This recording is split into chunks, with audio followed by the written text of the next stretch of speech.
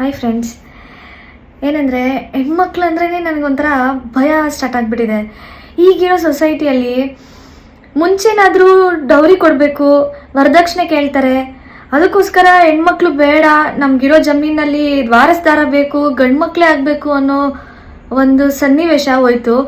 ಈಗ ಹೆಂಗಿದೆ ಅಂದರೆ ಹೆಣ್ಮಕ್ಳಾದರೆ ಅಪ್ಪ ಹೆಣ್ಮಕ್ಳನ್ನ ಹೆಂಗೆ ಕಾಪಾಡ್ಕೊಳ್ಳೋದು, ದಿನದಿಂದ ದಿನ ಒಂದೊಂದು ಕೇಸ್, ರೇಪ್ ಕೇಸಸ್ ಆಗಿರ್ಬೋದು, ಅವ್ರ ಮೇಲೆ ನಡೀತಿರೋಂಥ ದೌರ್ಜನ್ಯ ಆಗಿರ್ಬೋದು, ಸಾಕಷ್ಟು ಬರ್ತಿದೆ. ನಾವು ಈ ಸೋಷಿಯಲ್ ಮೀಡಿಯಾ ಓಪನ್ ಮಾಡಿದರೆ ಸಾಕು, ಇವತ್ತಿಲ್ಲಿ ರೇಪ್ ಅಂಡ್ ಮರ್ಡರ್ ಆಯಿತು, ಅಲ್ಲಿ ಇನ್ನೊಂದು ರೇಪ್ ಅಂಡ್ ಮರ್ಡರ್ ಆಯಿತು, ಇಲ್ಲ ಅಲ್ಲೊಂದೇನೋ ಒಂದು ದೌರ್ಜನ್ಯ ಆಯಿತು, ಜಸ್ಟು ಇವೇ ಬರ್ತಿದೆ. ಅದು ಏನಂದರೆ ಚಿಕ್ಕ ಮಕ್ಳ ಮೇಲೆ ಗುರು, ಚಿಕ್ಕ ಮಕ್ಕಳು ಅವರು ಅಂಥವ್ರು.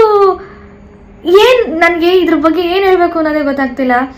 ಬಟ್ ನಮ್ಮ ಸೋಷಿಯಲ್ ಮೀಡಿಯಾ ಇದನ್ನ ಟೆಲಿಕಾಸ್ಟ್ ಮಾಡಬೇಕಾದ್ರೆ ನಮ್ಮ ಮೀಡಿಯಾ ಏನು ಮಾಡ್ತಿದೆ, ನಮ್ಮ ಮೀಡಿಯಾ ಯಾಕೆ ಬೇಡದಿರೋ ಬಗ್ಗೆ ಟೆಲಿಕಾಸ್ಟ್ ಮಾಡ್ತಿದೆ?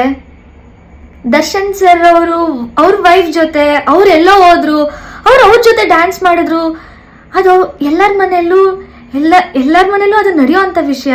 ಬಟ್ ಅದರಲ್ಲಿ ನಮ್ಗೇನು ತಿಳಿಸ್ಬೇಕು ಅಂತ ಮೀಡಿಯಾ ಬರ್ತಿದೆ ಅದು ನನಗೆ ಗೊತ್ತಾಗ್ತಿಲ್ಲ. ಬಟ್ ಎಲ್ಲೋ ಒಂದು ಕಡೆ ಈ ಕೇಸಸ್ನ ನೋಡ್ತಿದ್ರೆ ತುಂಬ ಭಯ ಆಗಕ್ಕೆ ಸ್ಟಾರ್ಟ್ ಆಗುತ್ತೆ.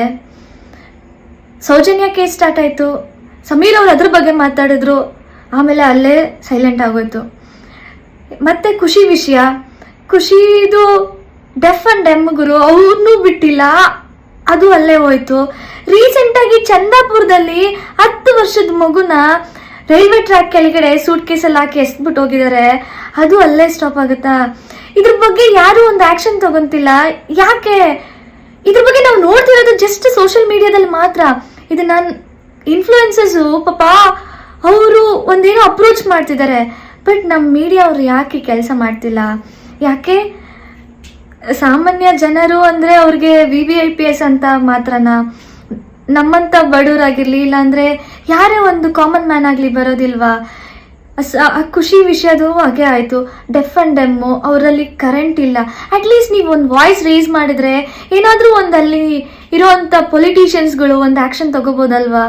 ಅದು ಬಿಟ್ಟು ನೀವು ಬೇಡದಿರೋದೇ ನ್ಯೂಸ್ಗಳನ್ನ ಟೆಲಿಕಾಸ್ಟ್ ಮಾಡಿದರೆ ನಮ್ಗೆ ಅದರಿಂದ ಏನು ಉಪಯೋಗ ಆಗ್ತಿದೆ?